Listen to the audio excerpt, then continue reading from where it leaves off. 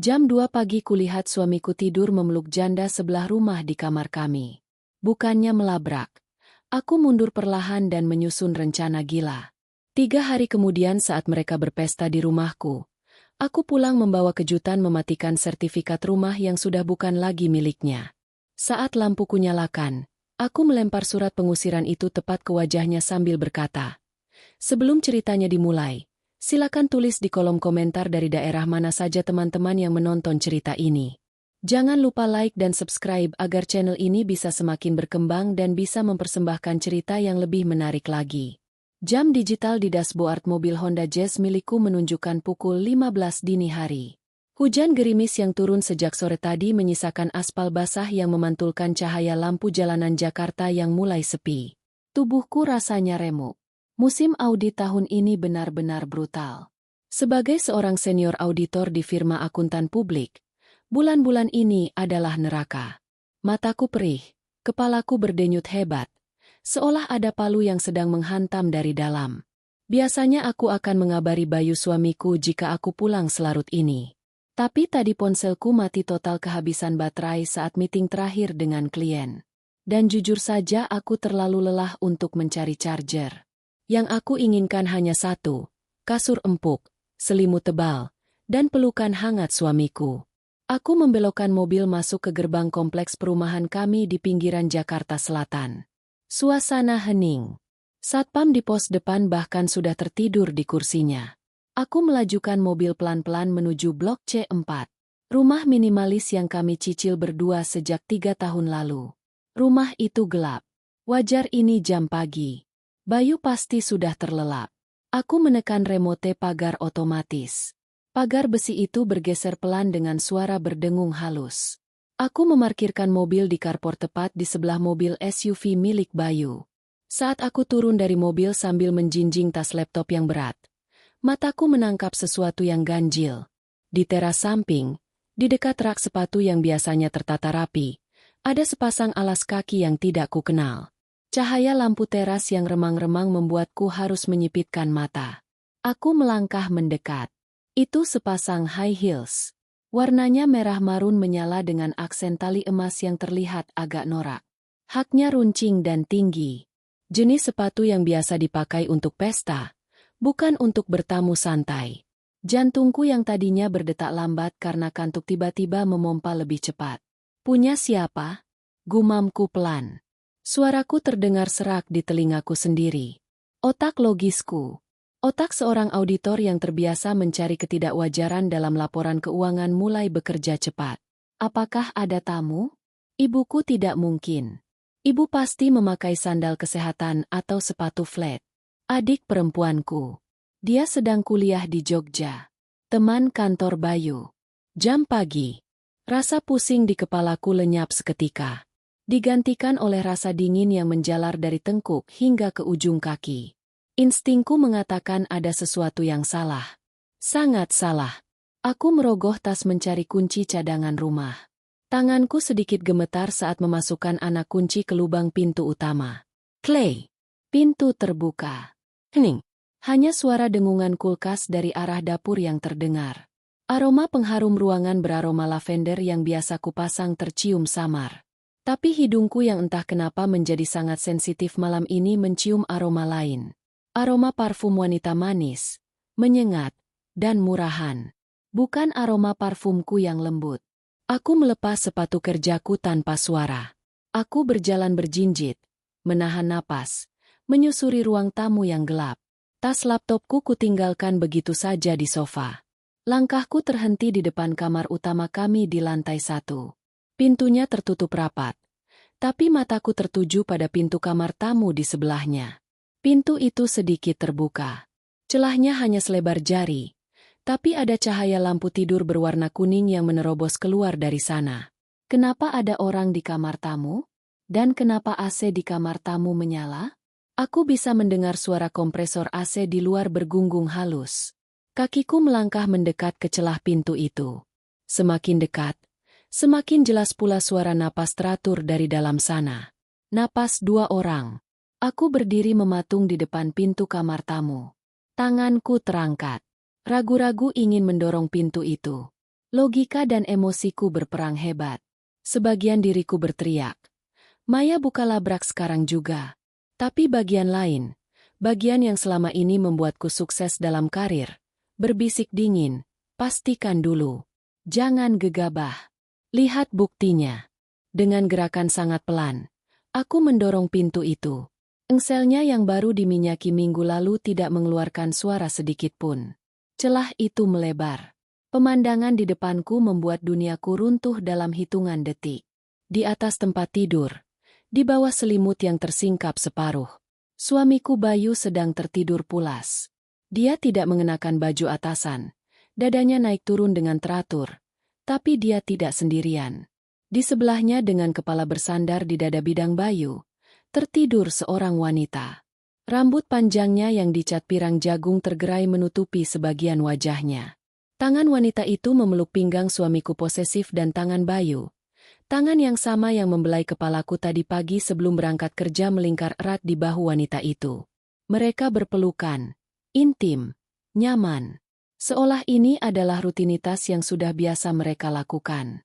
Aku mengenali wanita itu. Meski wajahnya tertutup sebagian rambut, aku mengenali tahi lalat di bahu kirinya yang terekspos gaun tidur tipis. Itu Rina. Janda muda yang tinggal di blok C1. Hanya beda 3 rumah dari kami. Mantan rekan kerja Bayu di kantor lamanya sebelum Rina di PHK tahun lalu. Wanita yang sering datang meminjam gula, yang sering menyapaku ramah saat aku lari pagi, yang sering memuji betapa harmonisnya rumah tanggaku, Rina. Nama itu tercekat di tenggorokanku. Tak mampu keluar. Rasa sakit itu tidak datang seketika. Yang datang pertama adalah rasa mual. Perutku bergejolak hebat. Aku ingin muntah. Aku ingin berteriak sekeras-kerasnya, membangunkan mereka, menjambak rambut pirang itu, dan menampar wajah Bayu sampai dia sadar. Aku melangkah maju 1 langkah. Lantai parket berderit pelan. Bayu bergerak sedikit, tapi tidak bangun. Dia hanya mengeratkan pelukannya pada Rina. Pemandangan itu lebih menyakitkan daripada tamparan fisik. Itu adalah bukti bahwa bagi Bayu, Rina bukan sekadar pelampiasan nafsu sesaat. Ada kenyamanan di sana. Air mata mulai mengalir di pipiku, panas dan deras. Tapi aku tidak bersuara. Aku membekap mulutku sendiri dengan tangan kiri. Jangan bodoh, Maya. Jangan bodoh. Bisikku dalam hati. Kalau kamu teriak sekarang, kamu cuma akan jadi istri histeris. Mereka akan minta maaf. Lalu Bayu akan memohon dan kamu akan bingung. Kamu butuh senjata. Dengan tangan kanan yang gemetar hebat, aku merogsaku celana kerjaku mengambil ponsel. Syukurlah daya baterainya masih tersisa 2%. Cukup untuk menyala sebentar setelah tadi sempat mati total dan sedikit risih saat di mobil. Aku mengaktifkan mode kamera. Mematikan flash. Mematikan suara syata. Aku mengangkat ponselku, membidik mereka berdua. Cekrek 1 foto. Wajah mereka terlihat jelas dalam cahaya lampu tidur. Cekrek. Foto kedua. Posisi tangan mereka yang saling memeluk. Cekrek. Foto ketiga. Pakaian dalam yang berserakan di lantai di samping tempat tidur. Tepat setelah foto ketiga, ponselku mati total. Layar hitam. Itu tanda dari Tuhan. Bukti sudah ada. Sekarang apa yang harus kulakukan? Membangunkan mereka. Aku melihat wajah Bayu lagi. Wajah yang 5 tahun ini kucintai. Wajah yang kupercayai. Tiba-tiba wajah itu terlihat asing menjijikan. Jika aku melabraknya sekarang, aku belum siap. Aku belum tahu seberapa jauh hubungan mereka. Aku belum tahu apa saja yang sudah Bayu berikan pada wanita ular ini. Aku belum tahu posisi keuanganku. Sebagai auditor, aku tahu satu aturan emas. Jangan konfrontasi tersangka sebelum kamu memegang semua data. Aku mundur perlahan keluar dari kamar itu, menutup pintu kembali hingga menyisakan celah yang sama persis seperti saat aku datang. Aku mengambil tas laptopku di sofa, memakai kembali sepatuku di depan pintu, mengunci pintu utama dari luar. Aku masuk kembali ke mobil, duduk di balik kemudi. Tubuhku menggigil bukan karena dingin, tapi karena syok. Aku menangis tanpa suara selama 10 menit di dalam mobil yang gelap, memukul-mukul setir sampai tanganku sakit. Setelah tangisku reda, aku menghapus air mata. Aku melihat ke kaca spion. Mataku merah, tapi tatapanku mulai mengeras. Aku menyalakan mesin mobil, memundurkan mobil keluar dari pekarangan rumahku sendiri. Aku melaju keluar kompleks, mencari minimarket 24 jam terdekat yang punya parkiran luas. Aku akan tidur di mobil sampai jam 5 pagi. Besok pagi aku akan pulang lagi dan sandiwara ini akan dimulai. Bukan sandiwara mereka, tapi sandiwaraku. Pukul pagi, langit sudah terang. Aku kembali memarkir mobil di carport. Kali ini aku sengaja membunyikan klakson sekali saat membuka pagar. Memberi tanda. Aku pulang. Sepatu merah marun itu sudah tidak ada di teras samping. Bagus. Rina pasti sudah kabur lewat pintu belakang atau melompat pagar samping subuh-subuh tadi. Dia pasti ketakutan setengah mati melihat mobilku tidak ada di garasi saat dia bangun.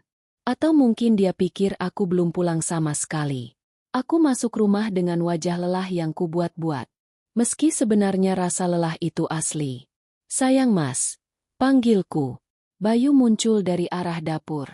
Dia memakai kaos oblong putih dan celana pendek. Rambutnya basah baru keramas. Wajahnya segar. Dihiasi senyum lebar yang dulu selalu membuat hatiku luluh. Sekarang senyum itu terlihat seperti topeng badut horor bagiku. Udah pulang yang Bayu menghampiriku, merentangkan tangan untuk memeluk. Aku menahan napas. Aku membiarkan dia memelukku. Aroma sabun mandinya kuat. Tapi tidak cukup kuat untuk menutupi jejak aroma parfum murah Rina, yang masih samar-samar menempel di kulitnya. Atau mungkin itu hanya halusinasiku saja? Indra penciuman wanita yang dikhianati tidak pernah salah. Maaf ya, Mas. Semalam aku ketiduran di mobil di Rest area. Gak kuat nyetir saking ngantuknya. HP mati total lagi. Oh, kalimat itu meluncur begitu lancar. Ya ampun, bahaya banget tidur di jalan, kata Bayu dengan nada khawatir yang terdengar sangat meyakinkan. Dia mencium keningku. Kamu harusnya pinjam charger teman atau gimana? Aku khawatir lo nungguin kamu semalam. Bohong, teriak batinku. Kamu nggak nungguin aku. Kamu sibuk kelon sama janda sebelah. Iya, maaf ya. Kamu udah sarapan? Melepaskan pelukan pelan-pelan. Aku berpura-pura sibuk mengeluarkan laptop dari tas. Belum. Ini aku baru mau bikin kopi. Kamu mau nasi goreng? Biar aku yang masak. Kamu pasti capek banget. Tawar Bayu. Dia berbalik menuju dapur. Saat dia membelakangi aku, mataku menyisir bagian belakang lehernya. Kaos oblongnya agak rendah. Di sana di dekat pangkal leher sebelah kiri ada bercakrahan samar. Sepertinya sudah digosok kuat-kuat dengan sabun. Tapi bekasnya masih ada bekas kecupan. Darahku mendidih. Tanganku mengepal di samping tubuh. Rasanya ingin sekali aku mengambil vas bunga di meja makan dan menghantamkannya ke kepala itu. Tapi aku menahan diri. Aku auditor. Aku harus tenang. Boleh deh. Nasi goreng spesial ya? Jawabku. Suaraku terdengar normal. Aku kagum pada diriku sendiri. Aku duduk di meja makan memperhatikan Bayu yang sibuk memotong bawang. Mas, semalam tidur jam berapa? Pancingku. Punggung Bayu terlihat kaku sejenak. Kurang dari 1 detik sebelum kembali rileks. Cepat kok. Jam 10-an udah tidur. Sepi nggak ada kamu. Oh ya, nggak ada tamu atau apa gitu. Bayu berbalik sambil membawa spatula. Wajahnya datar tanpa dosa. Enggak ada. Siapa yang mau bertamu malam-malam? Emangnya kenapa? Enggak. Tadi di depan pos satpam kaya ada mobil asing parkir. Kirain ke sini. Aku mengarang bebas. Salah lihat kali kamu. Saking ngantuknya. Bayu tertawa kecil lalu kembali menghadap kompor. Aku menatap punggung itu dengan tatapan dingin. Kamu bermain api, Bayu. Dan kamu gak sadar kalau aku sedang memegang bensin. Sarapan pagi itu adalah sarapan tersulit dalam hidupku. Aku harus menelan nasi goreng buatan suami yang baru saja berselingkuh di rumah kami sendiri. Setiap suapan terasa seperti menelan pasir. Bayu terus bercerita tentang proyek di kantornya yang lancar, tentang rencana dia mau ganti vel mobil. Aku hanya mengangguk-angguk sambil menyusun rencana di kepalaku. Amankan bukti, cek keuangan, jangan sampai hamil. Untung kami memang menunda punya anak. Hancurkan mereka sampai ke akar-akarnya. Nanti malam aku gak lembur. Kaku setelah menghabiskan nasi goreng itu dengan susah. Payah, kita nonton film yuk di rumah. Boleh, jawab Bayu cepat. Nanti aku beli martabak. Dia terlihat lega. Dia pikir dia aman. Dia pikir kejahatannya tertutup rapi. Dia tidak tahu auditor terbaik di kantornya sedang mengaudit hidupnya. Sore harinya sekitar pukul 16.30. Aku sedang menyiram tanaman di teras depan. Ini adalah rutinitas akhir pekanku. Jika tidak lembur, Bayu sedang mandi. Tiba-tiba pagar rumah didorong pelan. Sore, Mbak Maya. Suara riang itu terdengar. Aku menoleh. Itu dia Rina. Dia mengenakan daster rumahan yang agak ketat, memperlihatkan leku tubuhnya. Wajahnya dipoles bedak tipis dan lipstik merah muda. Rambut pirangnya dikuncir kuda. Dia membawa piring tertutup kain serbet. Rina. Sore. Sapaku. Aku memaksakan senyum. Senyum sopan sesama tetangga. Jantungku bergemuruh kencang. Tapi aku paksa kakiku untuk tetap berdiri kokoh. Ini Mbak, aku tadi bikin bolu pisang kebanyakan buat cemilan Mbak Maya sama Mas Bayu. Katanya sambil menyodorkan piring itu melewati pagar. Aku mematikan keran air, berjalan mendekat, menatap mata wanita itu. Matanya berbinar, ramah, polos, benar-benar aktris watak yang hebat. Tidak ada sedikit pun rasa bersalah di mata itu. Padahal kurang dari 15 jam yang lalu dia tidur di kamar tamuku, memeluk suamiku. Wah, repot-repot banget. Rin, makasih. Aku menerima piring itu. Tumben bikin kue. Iya nih, lagi iseng aja. Gabut gak ada kerjaan? Jawabnya sambil tertawa kecil. Matanya melirik sekilas ke arah pintu rumah yang terbuka. Seolah mencari sosok Bayu. Mas Bayu ada. Mbak? Ada. Lagi mandi. Jawabku santai. Kenapa? Mau dipanggilin? Gak usah. Sergahnya cepat. Mungkin takut terlihat terlalu agresif di depanku. Titip salam aja. Oh iya. Mbak Maya kemarin lembur ya? Kok kayaknya mobilnya nggak ada semalam? Pertanyaan jebakan. Dia sedang memastikan apakah aku benar-benar tidak pulang semalam. Aku tersenyum miring. Iya. Rin. Lembur parah. Aku nginep di hotel dekat kantor. Capek banget kalau harus nyetir. Bahu Rina terlihat turun sedikit. Dia lega. Dia termakan umpanku. Duh, kasihan banget Mbak Maya kerja keras banting tulang. Katanya dengan ada simpati yang dibuat-buat. Jangan capek-capek lah, Mbak. Nanti suami nggak keurlo. Laki-laki kan kalau dicuekin suka cari perhatian di luar. Darahku mendidih sampai ke ubun-ubun. Berani-beraninya dia memberiku nasihat rumah tangga. Pelakor memberiku nasihat agar suamiku tidak selingkuh. Ini level ketebalan muka yang luar biasa. Tenang aja, Rin. Jawabku menatap tajam tepat ke manik matanya. Bayu itu tipe setia. Dia nggak mungkin main belakang. Kalaupun dia main belakang, aku pasti tahu insting istri itu tajam loh. Bau bangkai aja bisa kecium walaupun ditutup rapi. Senyum Rina sedikit goyah. Ada kilatan panik sesaat di matanya. Tapi dia cepat-cepat menutupinya dengan tawa canggung. Haha, iya sih, Mbak. Ya udah deh, aku balik dulu, ya. Takut gosong masakanku. Dia berbalik dan berjalan cepat kembali ke rumahnya. Aku menatap punggungnya dengan tatapan membunuh. Makan tuh bolu pisang batinku. Aku membawa masuk bolu itu.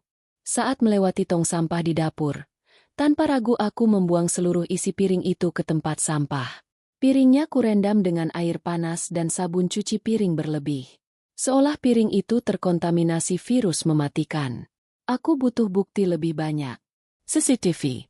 Kompleks kami memiliki CCTV di setiap ujung jalan, tapi aksesnya ada di pos satpam. Aku tidak bisa minta rekaman tanpa alasan jelas. Tapi tunggu dulu. Tetangga depan rumahku, Pak Haji Slamet, baru saja memasang CCTV pribadi yang menyorot ke jalanan karena bulan lalu spion mobilnya dicuri.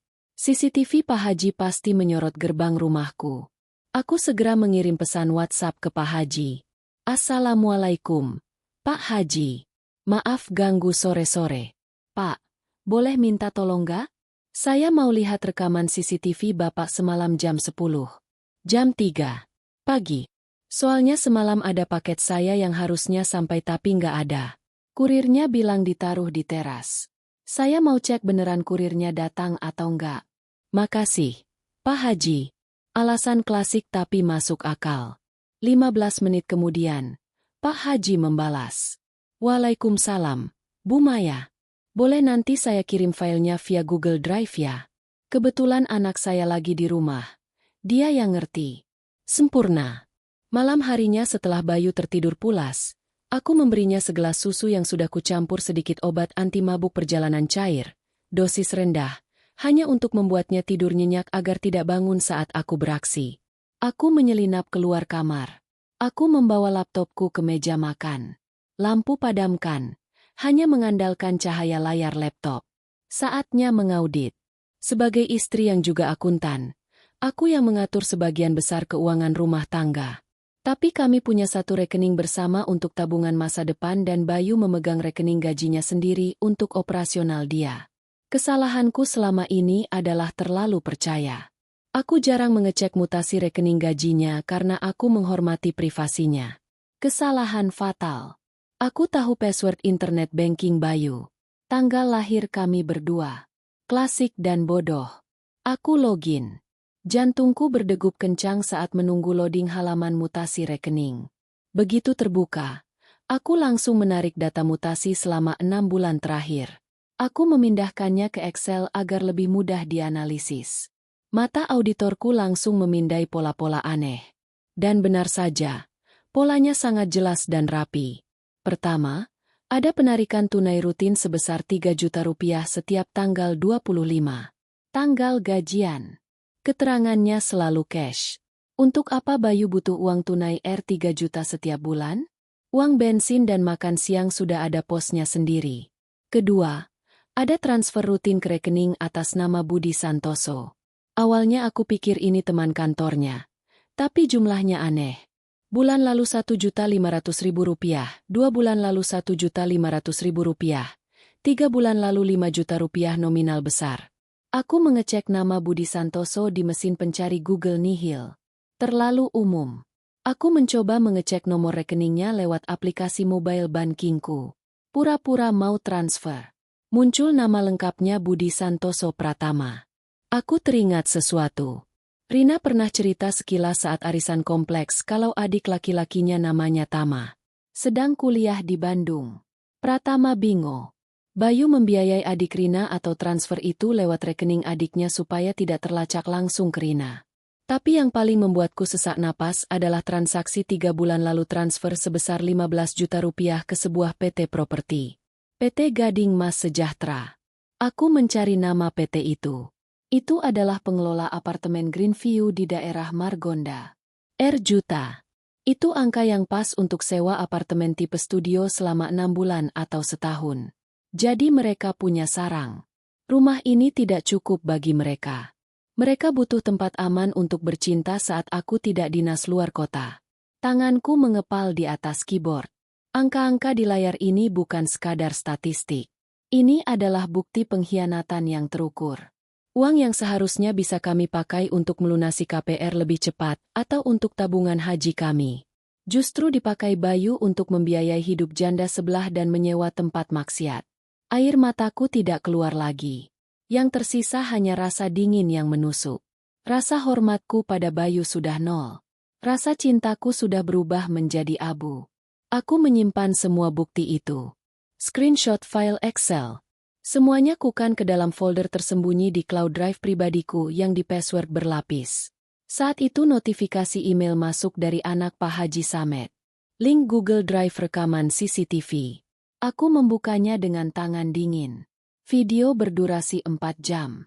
Aku mempercepatnya ke jam 30 dini hari. Di layar hitam putih itu terlihat gerbang rumahku. Pukul 5. Pagar kecil samping terbuka. Sosok wanita keluar dari rumahku dengan mengendap-endap. Itu Rina. Dia tidak langsung pulang. Dia berdiri di teras sebentar. Lalu Bayu, suamiku, muncul. Mereka berpelukan di teras. Di area terbuka, Bayu mencium kening Rina lama sekali. Lalu Rina berlari kecil menyeberang jalan menuju rumahnya. Bayu melambaikan tangan seperti remaja kasmaran, lalu menutup pagar. Aku menutup laptop perlahan. Napasku berat. Bukti visual ada.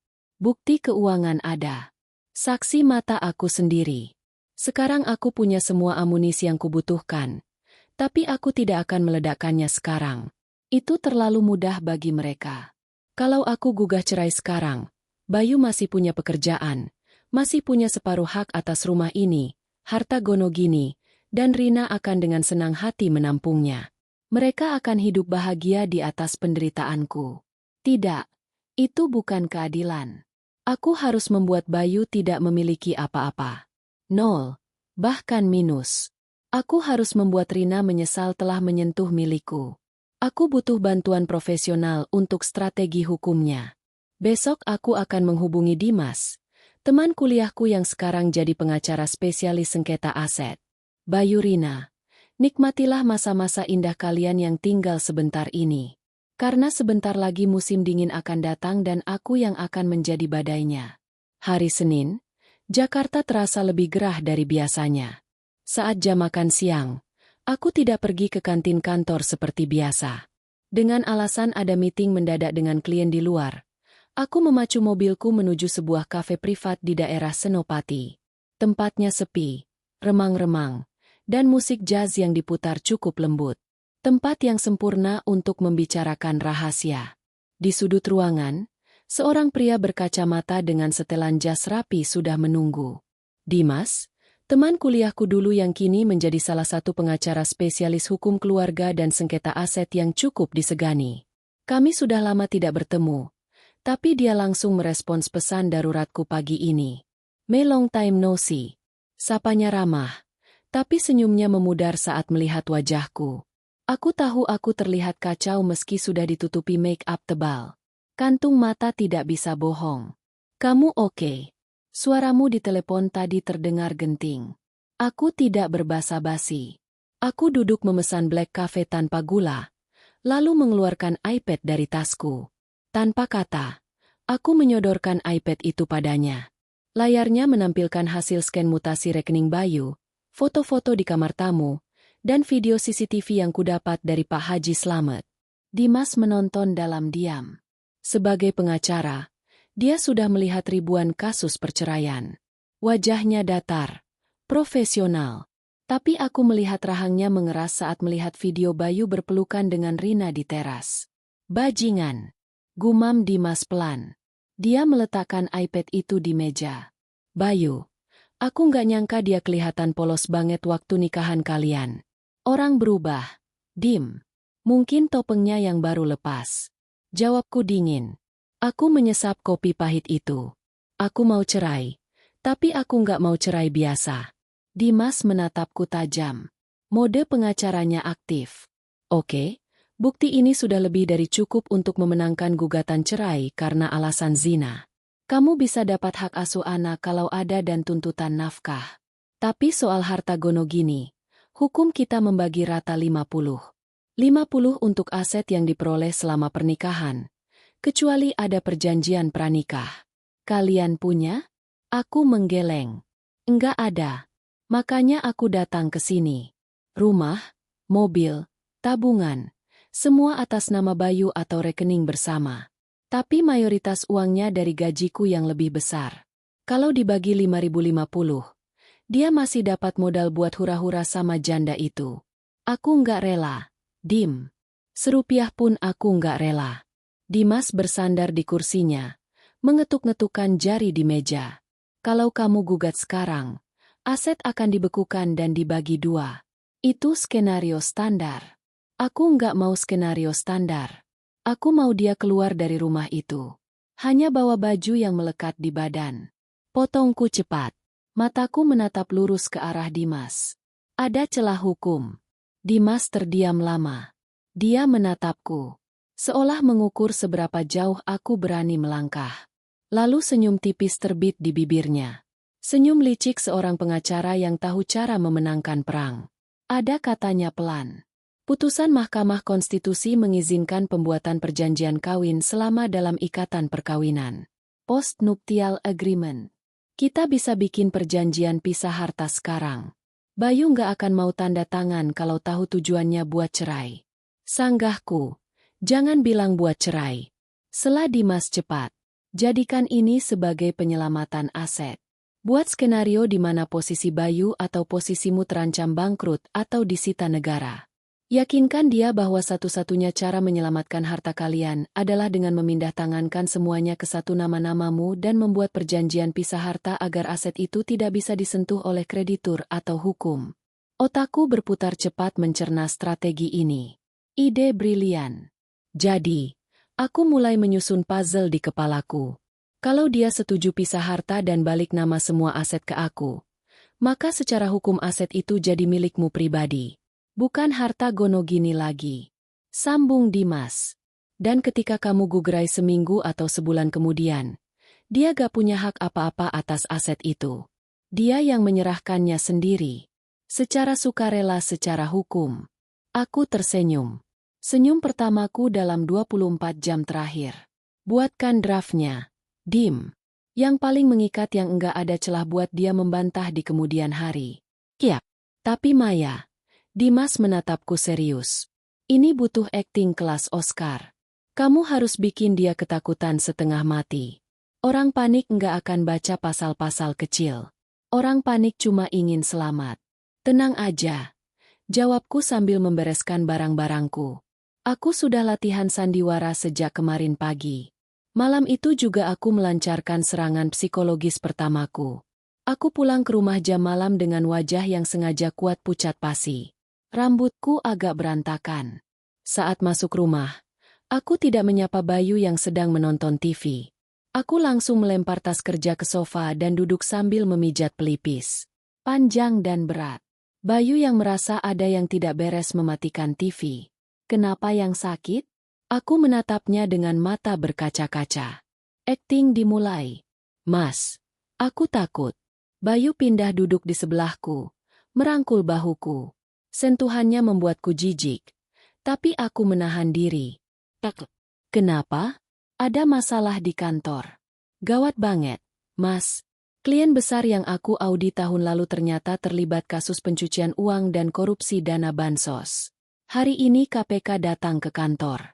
Semua tim auditor yang pegang proyek itu diperiksa. Suaraku bergetar. Partner kantorku bilang, ada kemungkinan auditor juga kena pasal kelalaian. Kalau itu terjadi, kita bisa digugat perdata ganti rugi miliaran. Mata Bayu membelalak. Kata miliaran adalah pemicu yang efektif. Bayu cinta uang dan dia takut miskin. Terus hubungannya sama kita apa? Tanyanya panik. Kalau aku ditetapkan sebagai tergugat, pengadilan bisa menyita semua asetku, Mas. Dan karena kita nggak punya perjanjian pisah harta, harta kamu juga dianggap harta bersama. Harta kamu bisa ikut disita buat bayar ganti rugi. Jelasku. Ini adalah kebohongan yang dibungkus dengan istilah teknis yang terdengar masuk akal bagi orang awam hukum seperti Bayu. Wajah Bayu memucat. Dia menelan ludah. Rumah ini, mobil aku semuanya. Jawabku dramatis. Bahkan tabungan pensiun kamu. Semua yang ada dalam pernikahan bisa disita jaminan. Bayu berdiri mondar-mandir di ruang tamu. Keringat dingin mulai muncul di dahinya. Aku tahu apa yang dia pikirkan. Bukan nasibku. Dia memikirkan nasib kenyamanannya sendiri. Dia memikirkan bagaimana dia bisa memanjakan Rina kalau dia miskin. Terus gimana dong, Mei? Masa kita jadi gembel gara-gara kantor kamu? Serunya nadanya mulai menyalahkan. Sifat aslinya keluar. Dia tidak bertanya apakah aku akan dipenjara. Dia bertanya apakah kita akan jadi gembel. Aku nggak tahu, Mas. Aku pusing. Aku membenamkan wajah ke tangan, pura-pura menangis. Padahal di balik telapak tanganku, Mataku kering dan tajam mengawasi gerak-geriknya. Pasti ada cara kan? Kamu kan orang pintar. Mei, cari cara dong, desaknya. Aku mengangkat wajah perlahan, menatapnya dengan tatapan. Putus asa tapi penuh harap. Ada satu cara sih tadi Dimas. Temanku yang pengacara itu sempat kasih saran. Kataku pelan seolah ragu. Apa? Apa sarannya? Bayu menyambar cepat. Pemisahan harta. Kita harus bikin perjanjian pisah harta secepatnya. Mundur tanggalnya atau dibuat seolah-olah aset itu bukan milik kita berdua, tapi milik satu orang yang aman secara hukum. Tapi ini ribet, Mas. Enggak apa-apa ribet. Yang penting harta selamat. Seru Bayu. Gimana caranya? Nanti aku tanya Dimas detailnya. Tapi intinya kita harus menyelamatkan aset dari jangkauan hukum. Kakak malam itu Bayu tidak bisa tidur. Dia gelisah di sebelah kanan. Aku memunggunginya tersenyum dalam gelap. Ketakutan adalah motivator yang jauh lebih kuat daripada cinta. Dan Bayu sekarang sedang ketakutan setengah mati. Besoknya aku membiarkan rasa takut itu beramalgamasi di kepala Bayu seharian. Aku tidak menghubunginya sampai sore. Biarkan dia berimajinasi tentang rumah disita dan hidup di kontrakan kumuh. Malam harinya di meja makan aku membawa sebuah map coklat. Map palsu yang kusiapkan bersama Dimas. Isinya draft perjanjian. Mas, aku udah ngobrol sama Dimas. Bukaku. Suasana hening seketika. Bayu meletakkan sendoknya. Gimana? Jadi gini, risiko terbesar ada di aku. Karena aku yang tanda tangan laporan audit itu. Namaku yang tercantum di berkas perkara. Jelasku dengan nada serius. Saran Dimas. Supaya aset kita nggak bisa disentuh kalau aku kena tuntut. Semua aset harus dialihkan ke pemilikannya. Dialihkan ke siapa? Ke orang tua. Tanya Bayu. Jen. Kalau ke orang tua kena pajak hibah besar dan prosesnya lama. Harus ke pasangan kataku. Di sini kuncinya. Aku harus memutarbalikkan logika. Tapi kan kalau ke pasangan sama aja harta bersama. Tanya Bayu bingung. Nah, makanya harus dibarengi dengan perjanjian pisah harta. Aku mengeluarkan kertas draft dari map. Jadi skenarionya gini. Kita bikin perjanjian bahwa mulai hari ini harta kita terpisah. Harta Mas ya punya Mas. Harta aku ya punya aku. Bayu mengangguk-angguk mencoba mencerna. Masalahnya lanjutku. Posisi Mas Bayu juga nggak aman kalau aset tetap atas nama Mas Bayu. Karena status kita suami istri, kreditur masih bisa ngejar. Aku menarik napas panjang, memasang wajah pengorbanan suci. Jalan satu-satunya yang paling aman menurut Dimas adalah semua aset dibalik nama ke aku dulu. Tapi dalam perjanjian pisah harta disebutkan bahwa itu adalah aset yang dikecualikan dari sitaan karena merupakan hibah atau semacamnya. Agak rumit bahasa hukumnya. Intinya sertifikat rumah dan mobil dibalik nama ke aku. Lalu kita buat akta notaris bahwa Mas Bayu punya hutang ke aku. Jadi seolah-olah aset itu jaminan hutang. Dengan begitu pihak luar gak bisa sita karena aset itu sedang dalam sengketa hutang piutang internal kita. Ini adalah omong kosong hukum yang sangat rumit dan sebenarnya tidak masuk akal bagi ahli hukum. Tapi terdengar sangat canggih bagi orang awam. Intinya aku hanya ingin dia setuju balik nama. Jadi rumah ini jadi atas nama kamu. Tanya Bayu ragu. Cuma di atas kertas, Mas. Cuma buat ngelabuhin auditor eksternal dan pengadilan. Kataku meyakinkan. Kalau badainya sudah lewat setahun atau 2 tahun lagi, kita balikin lagi ke nama Mas atau kita sobek perjanjiannya. Aku memegang tangan Bayu dingin. Aku ngelakuin ini buat nyelamatin masa depan kita. Mas, aku nggak mau kerja keras kita hilang gitu aja diambil negara. Tapi kalau Mas nggak percaya sama aku, ya udah kita pasrah aja nunggu surat sita datang. Aku melepaskan tangannya dan pura-pura membereskan berkas. Mungkin emang nasib kita harus mulai dari nol lagi. Gerakan mundurku membuat Bayu panik. Jangan gitu. Mei, aku percaya kok. Aku percaya sama kamu. Kamu istri aku. Kata-kata itu terdengar ironis. Dia percaya padaku saat aku sedang menipunya. Tapi dia mengkhianatiku saat aku tulus mencintainya. Yakin, Mas? Yakin. Asal aset selamat? Jawabnya tegas. Oke, kalau gitu besok kamu izin setengah hari kita ke notaris rekanan Dimas. Kita urus balik nama sertifikat rumah dan BPKB mobil. Biayanya aku yang tanggung dari tabunganku. Umpan dimakan. Kail menancap. Keesokan paginya aku sengaja berangkat kerja lebih pagi. Tapi aku meninggalkan map coklat itu di meja makan. Aku tahu Bayu pasti akan membacanya lagi atau lebih parah mendiskusikannya dengan penasihat spiritual barunya. Rina dan tebakanku benar. Dari penyadap suara kecil berbentuk USB yang kutinggalkan di tas kerja Bayu, aku diam-diam menyelipkannya di kantong samping tasnya semalam. Aku mendengar percakapan mereka saat jam makan siang. Bayu rupanya menemui Rina. Suara latar belakang terdengar seperti di dalam mobil. Mesin menyala. AC berdesis. Kamu yakin bini kamu nggak bohong? Suara cempreng Rina terdengar. Yakin. Rin? Dia semalam nangis-nangis ketakutan. Mukanya pucat banget. Lagian masuk akal sih diberitakan emang lagi ramai kasus korupsi bansos itu. Jawab Bayu. Bodoh. Dia mencocok logikan beritanya sendiri. Terus rumah mau dibalik nama ke dia? Iya. Biar enggak disita. Nanti kalau aman dibalikin lagi. Hening sejenak. Aku bisa membayangkan otak licik Rina sedang berputar. Mas.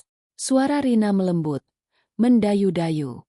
Ini justru kesempatan bagus lo buat kita. Maksudnya kalau asetnya udah diamankan di nama dia berarti aman dari sitaan kan? Nah, kalau nanti kalian cerai, kamu tetap bisa nuntut harta gono gini kan? Maksudku rumah itu kan dibeli pas nikah. Mau atas nama siapa aja, hukumnya tetap bagi dua. Rina sok tahu. Dia tidak paham konsep perjanjian pisah harta yang akan ditandatangani Bayu. Dia pikir itu hanya balik nama biasa. Iya sih, jawab Bayu Agu. Justru bagus. Mas, biar Maya yang nanggung risiko hukumnya. Biar nama dia yang tercemar kalau ada apa-apa. Kamu bersih nanti kalau urusan kantornya udah kelar, atau kalau kita udah siap kamu ceraikan dia terus minta jatah gono gini setengah harga rumah itu. Kita bisa beli rumah baru di klaster yang lebih elit. Darahku mendidih mendengar rekaman itu. Betapa jahatnya wanita ini. Dia tidak hanya ingin suamiku, dia ingin merampokku. Benar juga kamu yang sahut Bayu. Kamu emang pintar. Ya udah, tanda tangan aja. Jangan kelihatan ragu. Biar dia merasa menang. Padahal kita yang pegang kartu as. Biarin dia sibuk ngurusin administrasi dan bayar biaya notarisnya. Aku mematikan rekaman itu sambil tertawa hambar di meja kerjaku. Terima kasih, Rina. Keserakahanmu justru memuluskan jalanku. Kamu pikir kamu sedang mendorong Bayu untuk menipuku? Padahal kamu sedang mendorongnya masuk ke jurang yang kuali. Kamu tidak tahu bahwa dokumen yang akan ditandatangani Bayu berisi klausa. Pihak kedua Bayu melepaskan segala hak, tuntutan, dan kepentingan atas aset tersebut selamanya dan mengakui aset tersebut sebagai milik tunggal pihak pertama. Maya Rina baru saja menjadi asisten terbaikku. Kantor Notaris 4 Sarwono Rekan. Pukul 14. Waktu Indonesia Barat. Ruangan itu dingin. Beraroma kertas tua dan pengharum ruangan jeruk nipis. Di atas meja kayu jati besar bertumpuk dokumen yang sudah disiapkan Dimas dan rekannya, Pak Sarwono. Bayu duduk di sebelahku. Kakinya bergoyang-goyang gelisah di bawah meja. Dia terlihat gugup, tapi bukan karena dia curiga padaku, melainkan karena takut pada KPK imajiner yang kuceritakan. Pak Sarwono, pria parubaya yang berwibawa. Membacakan poin-poin akta itu dengan cepat dan monoton. Bahasa hukum yang membosankan. Taktik standar untuk membuat orang malas menyimak detail bahwa pihak kedua dengan ini menyetujui pemisahan harta kekayaan bla bla bla. Pelepasan hak atas sertifikat hak milik nomor 1024. Bla bla bla.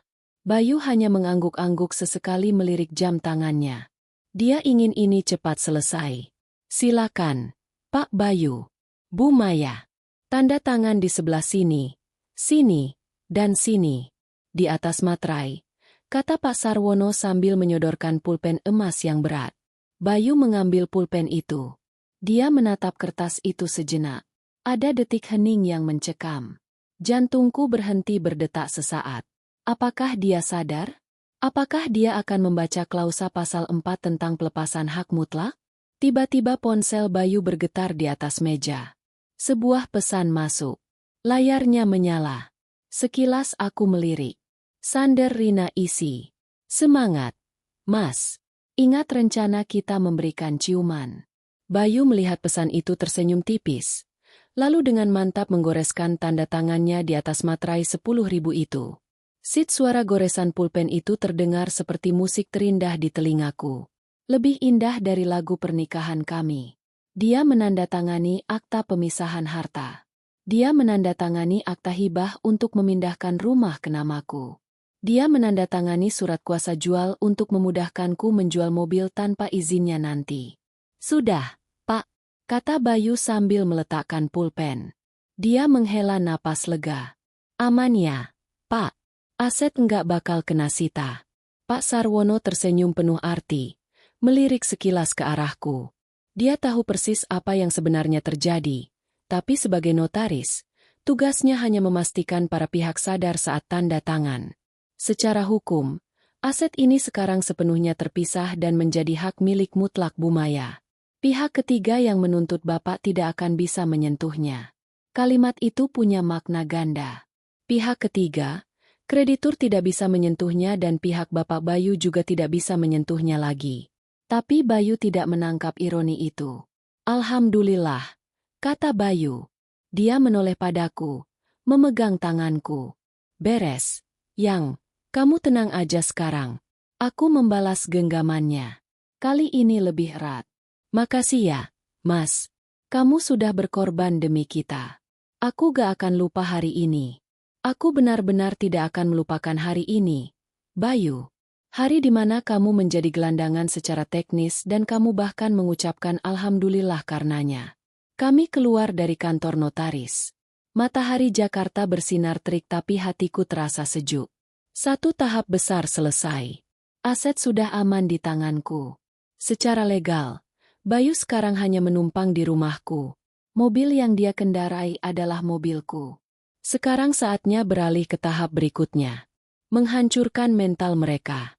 Aku akan memberi mereka ilusi kemenangan sebelum menjatuhkan bom yang sebenarnya. Aku akan membiarkan mereka merasa di atas angin. Aku mengeluarkan ponsel, mengirim pesan pada Dimas, Done, Signet, Sil. Lalu aku menatap Bayu yang sedang berjalan menuju mobil bersiul pelan. Dia terlihat bahagia. Nikmatilah, sayang. Nikmati sisa-sisa hari bahagiamu. Karena mulai besok aku akan menyiapkan panggung untuk pertunjukan terakhir kita. Dan di panggung itu kamu bukan lagi pemeran utama. Kamu cuma properti. Hari Rabu, 3 hari setelah penandatanganan akta notaris yang mengubah hidupku dan hidup Bayu tanpa ia sadari. Pagi itu aku bangun lebih awal, mengeluarkan koper kabin warna rose gold dari atas lemari. Aku mulai memasukkan baju-baju kerja, blazer, dan peralatan mandi. Gerakanku santai, tapi mataku terus melirik Bayu yang masih menggeliat di kasur. Dia pura-pura tidur, tapi aku tahu dia sudah bangun. Dia sedang menunggu momen ini. Kamu jadi berangkat hari ini, Yang? Tanya Bayu dengan suara serak khas bangun tidur. Dia duduk mengucek mata. Jadi, Mas pesawat jam 10 pagi tadi Pak Bos telepon katanya meeting sama investor Singapura enggak bisa ditunda. Isu korupsi itu bikin investor panik, jadi aku harus ke sana buat damage kontrol. Jawabku sambil melipat ke meja sutra. Kebohongan itu meluncur mulus. Semakin sering diucapkan, semakin terdengar nyata. Berapa hari? Tea hari. Jumat sore aku balik. Jawabku. Aku melihat binar kegembiraan yang coba dia tekan kuat-kuat di matanya. Sudut bibirnya berkedut. Ingin tersenyum tapi ditahan. Yah, sepi dong rumah. Padahal kan lagi musim hujan gini enaknya kelon. Cuy, aktingmu buruk. Bayu. Ya mau gimana lagi, Mas? Ini demi karir. Demi nyicil utang. Pura-pura kita nanti. Kataku sambil menutup resleting koper. Kamu baik-baik ya di rumah. Jaga kesehatan. Jangan lupa kunci pintu ganda kalau malam. Iya, Bawel. Kamu juga hati-hati. Kabarin kalau udah sampai Changi. Katanya dia bangkit memelukku. Pelukan perpisahan. Pelukan Yudas. Tubuhnya hangat tapi hatinya sedingin es. Aku membiarkan dia mencium pipiku. Dalam hati aku berhitung mundur. 3, 2, 1 aku berangkat ya. Taksiennya udah di depan kataku. Aku menyeret koper keluar masuk ke dalam taksi yang sudah menunggu. Bayu melambaikan tangan dari teras dengan wajah sendu yang dibuat-buat. Begitu mobil taksi berbelok di tikungan kompleks dan rumah kami hilang dari pandangan, aku menghela napas panjang. Pak, tujuan diubah ya? Kataku pada sopir. Bukan ke Bandara Suta. Lo kemana Bu? Ke Hotel Santika di jalan raya depan kompleks ini aja yang dekat. Jawabku datar. Sopir itu menatapku lewat spion dengan bingung tapi dia mengangguk. Siap Bu. Aku tidak pergi ke Singapura. Aku hanya pergi sejauh 2 kilometer dari rumah. Aku check-in di Hotel Bintang 3 yang posisinya strategis. Di kamar 305, aku membongkar peralatan perangku, laptop, headphone noise cancelling, dan camilan. Pukul 10 pagi. Seharusnya aku sudah boarding. Aku membuka laptop.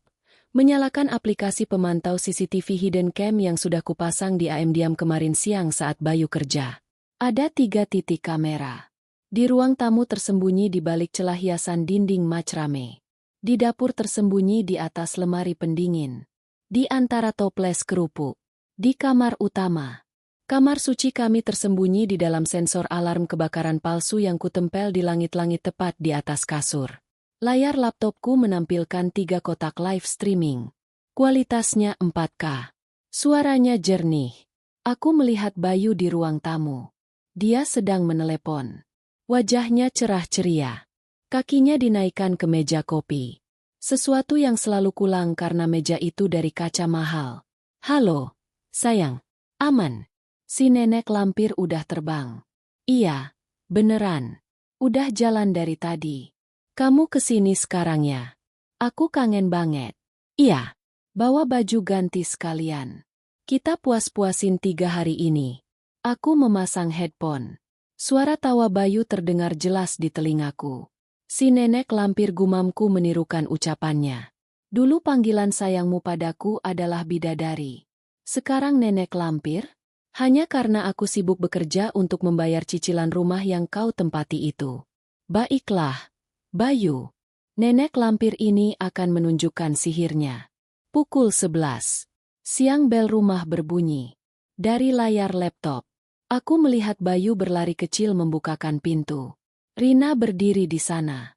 Dia tidak menyelinap lewat pintu belakang kali ini. Dia masuk lewat pintu depan dengan dagu terangkat tinggi. Seolah dia nyonya rumah yang baru pulang liburan. Dia membawa tote bag besar. Mas, serunya manja langsung melompat memeluk Bayu. Kaki Rina melingkar di pinggang suamiku. Mereka berciuman di ambang pintu di siang bolong di mana tetangga bisa saja melihat jika pagar tidak tertutup rapat. Akhirnya bebas juga. Desah Rina setelah ciuman itu lepas. Dia melangkah masuk melempar tasnya ke sofa. Tepat di atas bantal sofa sutra yang kubeli saat bisnis trip ke Thailand. Kamu lapar enggak? Mau pesan makan atau masak? Tanya Bayu, menutup pintu dan menguncinya. Masa dong, kan aku istri idaman. Bukan kayak dia yang bisanya cuma beli GoFood.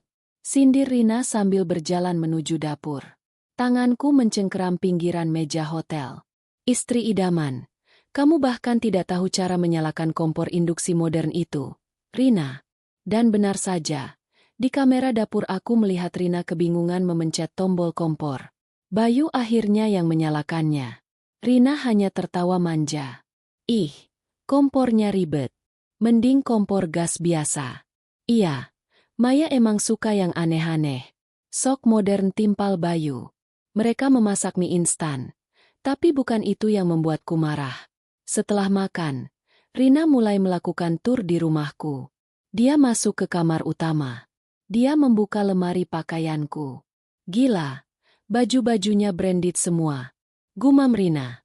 Jarinya menyentuh deretan blazer kerjaku. Dia menarik keluar sebuah dress malam warna biru navy. Dress kesayanganku yang kupakai saat anniversary keempat. Mas, ini bagus deh. Aku cobain ya. Teriak Rina. Pakai aja. Apa sih yang enggak buat kamu? Sahut Bayu dari kamar mandi. Aku menahan napas menyaksikan layar. Wanita itu melepas pakaiannya sembarangan lalu memakai dresku. Tubuhnya sedikit lebih berisi dariku. Jadi resleting belakangnya agak sesak. Dia memaksanya. Dia bercermin di meja riasku. Dia mengambil parfum Chanel nomor 5 milikku hadiah dari Kli dan menyemprotkannya berlebihan ke leher dan ketiaknya seperti menyemprot obat nyamuk. Botol parfum 3 juta rupiah itu diperlakukan seperti barang murahan. Cocok enggak, Mas? Tanyanya saat Bayu keluar dari kamar mandi. Cantik banget. Lebih cantik kamu yang pakai daripada Maya. Maya terlalu kurus. Kayak triplek. Puji Bayu sambil memeluk Rina dari belakang. Mencium lehernya yang kini beraroma parfumku. Triplek tapi yang bayarin semua fasilitas ini. Mas, desisku pada layar laptop. Mereka berdua lalu menjatuhkan diri ke tempat tidur. Spray putih bersih yang baru ku ganti kemarin langsung kusut. Aku mematikan visual kamera kamar utama. Aku tidak butuh melihat adegan pornografi murahan itu. Suaranya saja sudah cukup untuk jadi bukti di pengadilan nanti. Aku merekam audionya. Desahan tawa dan kalimat-kalimat kotor yang keluar dari mulut mereka. Yang lebih menyakitkan dari seks itu adalah percakapan mereka setelahnya. Pilotol, Mas, kalau nanti kalian cerai, rumah ini bakal dijual enggak? Tanya Rina. Kayaknya jangan dijual deh. Sayang, lokasinya strategis. Kita tempatin aja. Maya kan gajinya gede. Dia bisalah beli apartemen atau ngontrak. Kita rebut rumah ini. Jawab Bayu dengan nada santai. Setuju. Aku mau ganti warna catnya. Abu-abu gini suram. Aku mau warna pink pastel atau krem. Kata Rina. Boleh nanti kita cat ulang kamar ini biar bau mayanya hilang. Tawa Bayu. Air mataku menetes satu persatu di pipi. Jatuh ke keyboard laptop. Sakit sekali rasanya dikhianati oleh orang yang kita perjuangkan mati-matian. Bayu bukan hanya selingkuh. Dia berniat menghapus eksistensiku dari rumah yang kubangun dengan keringatku sendiri. Dia tidak tahu sertifikat rumah itu sudah atas namaku. Dia tidak tahu. Dia baru saja merencanakan renovasi di rumah yang secara hukum bukan miliknya lagi. Mimpilah setinggi langit. Bayu Rina, bisikku serak. Karena sebentar lagi aku akan membangunkan kalian dengan cara yang paling kasar. Hari kedua Kamis. Aku menghabiskan waktu di kamar hotel dengan perasaan campur aduk. Menonton mereka lewat layar laptop seperti menonton reality show kehidupan sendiri yang hancur. Rina semakin berani. Dia mulai memindahkan barang-barang pribadinya ke kamar mandi utama. Sikat gigi, sabun muka, handuk. Dia bahkan menyingkirkan sikat gigiku ke dalam laci wastafel, menggantinya dengan miliknya di gelas kumur. Simbolisasi bahwa dia telah menggeser posisiku. Siang itu mereka duduk di ruang tengah menonton Netflix di TV 65 inci yang ku beli dengan bonus akhir tahunku. Yang si Budi adik kamu itu nanya lagi kapan transferan bulan ini? Dia butuh buat bayar semesteran. Tanya Bayu sambil makan keripik. Remahannya berjatuhan di karpet bulu. Nanti ajalah Mas. Kalau si nenek lampir udah gajian lagi kamu kan bilang duit kamu lagi nipis gara-gara servis mobil. Jawab Rina santai. Iya sih. Tapi si Maya kemarin bilang aset kita terancam disita loh. Kita harus hati-hati pakai duit. Kata Bayu. Sedikit nada khawatir di suaranya. Rina tertawa meremehkan. Halah, Mas. Itu kan akal-akalan dia doang kali biar kamu hemat. Atau kalaupun beneran kan udah dibalik nama ke dia. Berarti kalau ada apa-apa dia yang dikejar hukum. Kamu aman. Duit kamu aman. Nanti minta aja lagi sama dia dengan alasan buat dana darurat keluarga atau apalah. Kamu kan pintar ngibulin dia. Hah, benar juga Maya tuh emang gampang banget dibohongin kalau soal duit. Asal aku pasang muka sedih, dia pasti cairin deposito. Bayu tertawa bangga. Darahku mendidih sampai ke ubun-ubun. Tanganku gemetar menahan amarah. Jadi selama ini setiap kali Bayu minta uang untuk bantu orang tua sakit, servis mobil, modal bisnis teman, itu semua bohong, itu semua taktik, dan Rina adalah otaknya. Aku merasa bodoh. Sangat bodoh. Cinta telah memburamkan logika auditku selama bertahun-tahun. Aku mengaudit laporan keuangan perusahaan multinasional dengan teliti, tapi gagal mengaudit suami sendiri. Aku tidak butuh bukti lagi. Folder bukti zina penipuan. Di laptopku sudah penuh sesak dengan video, rekaman suara, dan foto. Saatnya eksekusi. Aku mengambil ponsel. Aku menelepon ibu mertuaku. Ibunya Bayu, wanita sepuh yang sangat menyayangiku. Bahkan lebih dari dia menyayangi anak kandungnya sendiri karena Bayu sering mengabaikannya. Halo. Assalamualaikum, Bu. Siapaku? Suaraku kubuat ceria. Waalaikumsalam. Maya sayang. Apa kabar? Enduk kok tumben telepon jam segini? Enggak kerja. Suara lembut ibu terdengar di seberang sana. Hatiku mencelos. Aku akan menyakiti hati wanita tua ini. Tapi ini harus dilakukan agar dia tahu kelakuan bejat anaknya. Lagi istirahat. Bu, besok Jumat malam ibu sama bapak ada acara enggak? Maya mau ajak makan malam di rumah. Sekalian mau kasih kejutan buat Mas Bayu kan minggu depan anniversary kita yang kelima. Maya mau rayain lebih awal. Wah, Masya Allah. Boleh banget. Enduk. Ibu kangen sama kalian. Bayu sehat kan? Sehat, Bu. Sehat banget. Jawabku dengan nada ironi. Nanti Maya jemput ibu sama bapak jam malam ya.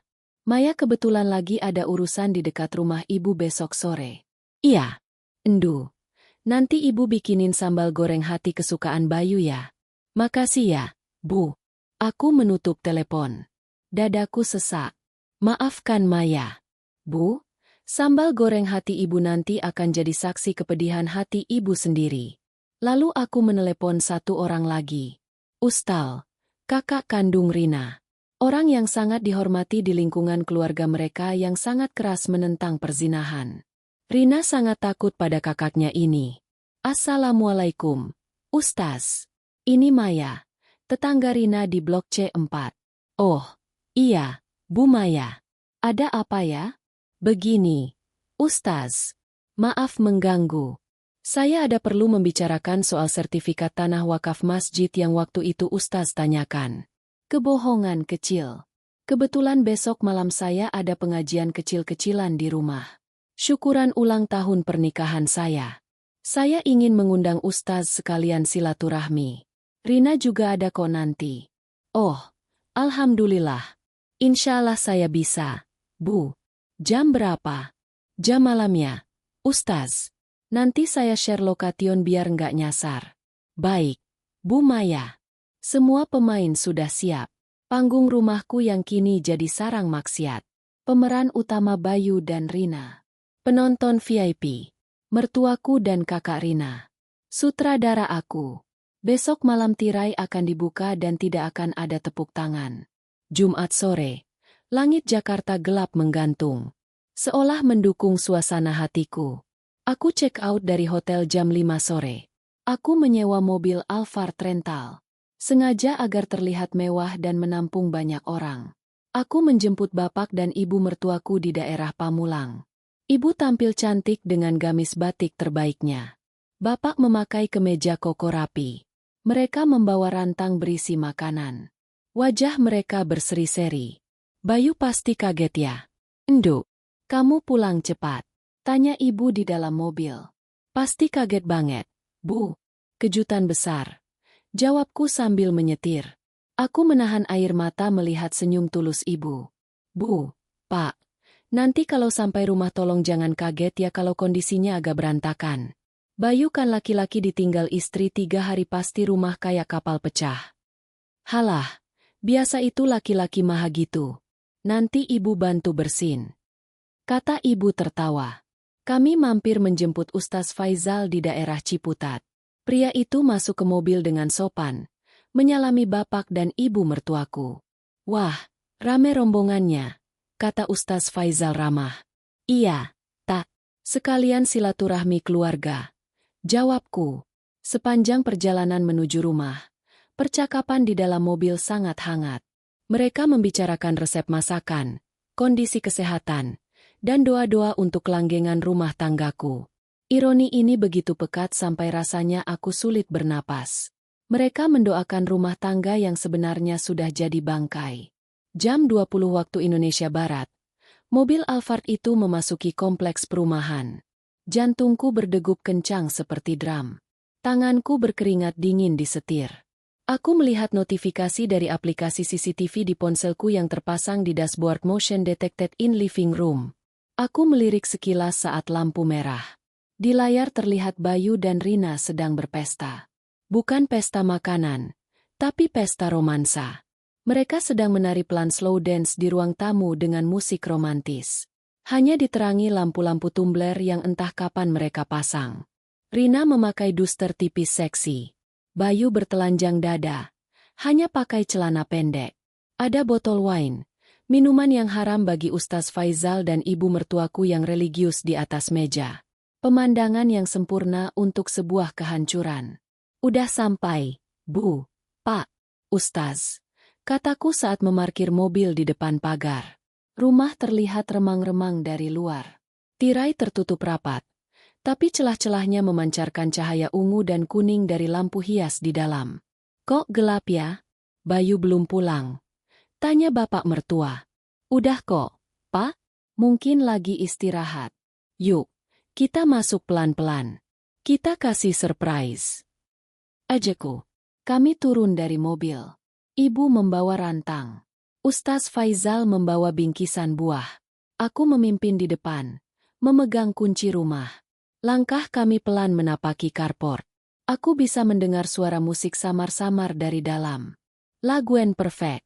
Lagu pernikahan kami bajingan. Mereka menari dengan lagu pernikahan kami. Aku berdiri di depan pintu utama. Tanganku memegang gagang pintu. Siap ya? Bisikku pada mereka bertiga di belakangku. 1, 2, 3 aku memasukkan kunci, memutarnya tanpa suara. Pintu tidak dikunci grendel, hanya kunci biasa. Ceroboh. Aku mendorong pintu itu terbuka lebar. Pintu terbuka. Hal pertama yang menyambut kami adalah aroma lilin aroma yang menyengat bercampur bau alkohol. Ruangan itu remang-remang. Hanya diterangi lampu hias kelap-kelip. Dan di tengah ruangan di atas karpet bulu, 2 sosok manusia itu sedang berpelukan erat bergoyang perlahan mengikuti irama musik. Posisi Rina membelakangi pintu. Tangannya melingkar di leher Bayu. Wajah Bayu menghadap ke pintu, tapi matanya terpejam, menikmati momen. Mereka tidak sadar pintu terbuka. Musik terlalu keras. Ibu mertuaku di belakangku terkesiap. Astagfirullah. Suara ibu tidak kencang, tapi cukup untuk memecah keheningan bagi kami yang berdiri di situ.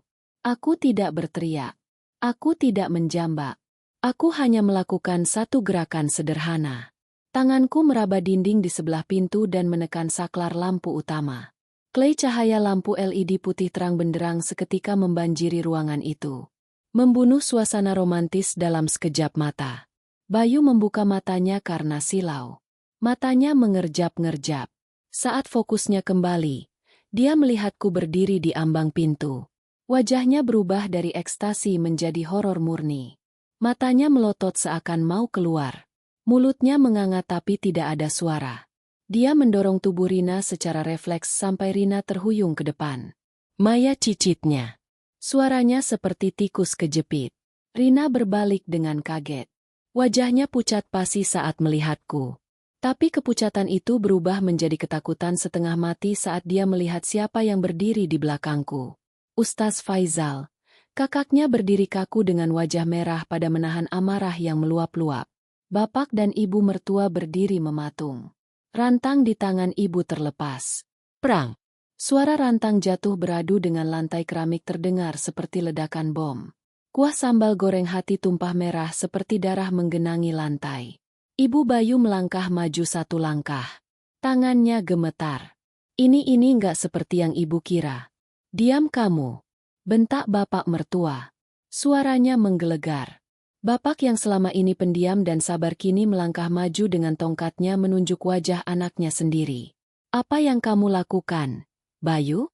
Di rumah istrimu dengan tetangga. Rina gemetar hebat. Dia mencoba menutupi tubuhnya yang hanya berbalut lingerie tipis dengan bantal sofa. Dia menatap kakaknya. Mas Faizal aku. Ustaz Faizal tidak berkata apa-apa. Dia hanya memalingkan wajah. Jijik melihat adiknya sendiri. Pakai baju merina. Sekarang jangan permalukan keluarga kita lebih dari ini. Suaranya rendah, bergetar, dan sangat dingin. Itu lebih menakutkan daripada teriakan. Rina lari terbirit-birit masuk ke kamar mandi untuk ganti baju sambil menangis histeris. Ibu mertua lemas. Tubuhnya merosot. Aku dengan sigap menangkap tubuh ibu sebelum menyentuh lantai. Bu, sadar bu. Cukup. Ini bukan akting. Aku benar-benar kasihan pada ibu. Bayu hendak mendekat. Bu, jangan sentuh ibumu. Teriakku. Kali ini aku yang berteriak. Suaraku tajam membelah ruangan. Mataku menatap Bayu dengan tatapan penuh kebencian yang tidak pernah dia lihat sebelumnya. Bayu terhenti. Dia melihatku. Dia melihat sosok Maya yang berbeda. Bukan Maya yang penurut. Bukan Maya yang gampang dibohongi. Kamu Bayu menunjukku dengan tangan gemetar. Kamu ini jebakan. Kamu enggak ke Singapura? Aku berdiri tegak masih memapah ibu yang menangis sesenggukan di bahuku. Aku menatap Bayu dengan senyum sinis. Enggak, Mas. Aku di hotel depan. Nontonin kalian berdua live streaming selama 2 hari ini. Jawabku tenang. Gimana rasanya? Enak tidur di kasurku. Enak pakai bajuku. Bayu mundur. Wajahnya seperti melihat hantu. Kamu rekam semuanya. Kataku dari kalian masuk sampai kalian ngomongin rencana mau ngusir aku dan mau renovasi rumah ini pakai uangku. Aku mengeluarkan sebuah amplop coklat dari tasku. Bukan amplop draft perjanjian lagi, tapi amplop berisi salinan akta notaris yang sudah jadi dan fotokopi sertifikat rumah yang sudah balik nama. Aku melempar amplop itu ke dada Bayu. Baca itu. Perintahku dingin. Bayu menangkapnya dengan kikuk. Dia membuka isinya. Tangannya gemetar hebat saat membaca judul akta itu. Akta hibah dan pemisahan harta. Kamu bilang mau nyelamatin harta dari KPK? Tanyaku dengan nada mengejek. Selamat, Mas. Kamu berhasil. Harta ini sekarang selamat. Selamat sepenuhnya jadi milikku. Mutlak dan kamu gak punya hak speser pun lagi atas rumah ini, mobil di garasi, dan isi tabungan yang sudah kamu transfer ke aku. Mata Bayu membelalak membaca pasal demi pasal. Dia baru sadar dia telah ditipu mentah-mentah. Dia baru sadar bahwa tanda tangan yang dia berikan dengan sukarela kemarin adalah tanda tangan kematian finansialnya. Maya, kamu jebak aku. Bisiknya. Air mata mulai keluar. Bukan air mata penyesalan, tapi air mata ketakutan karena sadar dia miskin. Rina keluar dari kamar mandi. Sudah berpakaian lengkap, tapi rambutnya acak-acakan, matanya bengkak. Ustaz Faizal langsung menarik lengan Rina kasar. Pulang kamu. Kita selesaikan di rumah. Saya akan panggil orang tua suamimu. Mantan suami Rina. Biar semua tahu kelakuanmu. Bentak Ustaz Faizal. Dia menyeret Rina keluar. Rina menangis meraung-raung. Mas Bayu, tolongin aku. Tapi Bayu tidak bisa menolong siapa-siapa. Dia sendiri sedang tenggelam. Setelah Rina diseret keluar, ruangan itu hening. Hanya ada suara tangis ibu. Mas, panggilku pelan. Bayu menatapku. Wajahnya hancur. Mei, maafin aku. Aku hilaf. Kita bisa perbaiki ini kan? Aku cuma kemas barang-barangmu. Potongku apa? Kemas barang-barangmu, baju, celana, dokumen pribadi. Masukin ke koper. Sekarang aku kasih waktu 30 menit. Mei, ini rumahku juga bukan? Aku menunjuk sertifikat di tangannya. Baca lagi. Itu rumahku. Kamu cuma tamu yang sudah tidak diinginkan. Keluar malam ini juga atau aku panggil satpam komplek dan polisi dengan tuduhan perzinahan dan masuk tanpa izin? Tegak kamu. Mei. Lebih tega mana sama kamu yang nari-nari sama pelakor di atas penderitaanku sambil ngerencanain mau nguasain hartaku? Balasku tajam. Cepat kemas atau aku bakar baju-bajumu di halaman. Bayu tidak punya pilihan. Di bawah tatapan kecewa bapaknya dan tangisan ibunya, dia berjalan gontai menuju kamar. Bahunya turun. Dia terlihat kecil, lemah, dan menyedihkan. Aku memeluk ibu mertuaku erat-erat. Maafin Maya ya, Bu. Maya harus lakuin ini. Maya gak bisa hidup sama laki-laki yang sudah injak-injak harga diri Maya. Ibu mengangguk di pelukanku. Teresa, kamu benar, Enduk. Kamu benar. Ibu yang salah didik anak. Usir dia, Enduk. Dia nggak pantas buat kamu. Malam itu, pesta yang direncanakan Bayu dan Rina berubah menjadi upacara pemakaman pernikahan kami. Dan aku sang nenek lampir berdiri di atas puing-puing itu sebagai pemenang mutlak tanpa kekerasan fisik, tanpa caci maki pasar, hanya dengan selembar kertas dan sebuah lampu saklar. Pengadilan Agama Jakarta Selatan. 2 minggu setelah malam penggerebekan itu, suasana koridor pengadilan terasa dingin dan asing. Orang-orang duduk di bangku tunggu dengan wajah muram, marah, atau lelah. Aku duduk di sana dengan setelan blazer putih bersih. Kontras dengan hatiku yang sudah membatu. Di sebelahku, Dimas duduk santai sambil membolak-balik berkas. Seolah ini hanya hari biasa di kantor. Di seberang lorong, Bayu duduk sendirian. Dia terlihat kacau. Kemejanya kusut. Mungkin dia menyetrikannya sendiri di kos-kosan barunya dan tidak becus. Lingkaran hitam di bawah matanya terlihat jelas. Dia tidak berani menatapku. Dia menunduk memainkan jari-jarinya yang gemetar. Tidak ada pengacara yang mendampinginya. Sepertinya dia tidak punya uang untuk menyewa pengacara bagus. Sidang mediasi gagal total. Bisik Dimas padaku. Dia masih ngotot minta pembagian harta Gonogini. Dia bilang dia ditipu saat tanda tangan akta itu. Aku tersenyum tipis. Biar dia ngomong apa saja di depan hakim. Kertas tidak bisa bohong. Kami dipanggil masuk. Di dalam ruangan, hakim ketua menatap kami berdua lewat kacamata tebalnya. Bayu mencoba memohon. Suaranya serak dan menyedihkan. Yang mulia, saya dijebak. Istri saya membohongi saya soal kebangkrutan kantornya supaya saya mau tanda tangan pelepasan hak atas rumah dan mobil. Itu harta kami berdua. Yang mulia, saya yang bayar cicilannya juga di awal-awal nikah. Bayu berseru. Nadanya putus asa. Hakim menoleh ke arahku dan Dimas. Pihak penggugat. Ada tanggapan. Dimas berdiri dengan tenang. Dia mengeluarkan senjata nuklir. Kami akta notaris asli yang mulia, kata Dimas. Suaranya mantap dan berwibawa. Klien saya memiliki bukti otentik berupa akta pemisahan harta dan akta hibah yang ditandatangani tergugat secara sadar, sehat jasmani dan rohani. Di hadapan pejabat notaris yang sah, tidak ada unsur paksaan. Bahkan ada rekaman CCTV di kantor notaris yang menunjukkan tergugat tersenyum dan tampak bahagia saat menandatangani dokumen tersebut.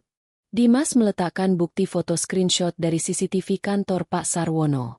Foto di mana Bayu tersenyum lebar setelah tanda tangan karena dia baru saja dapat pesan wa dari Rina. Senyum itu kini menjadi bumerang yang mematikan.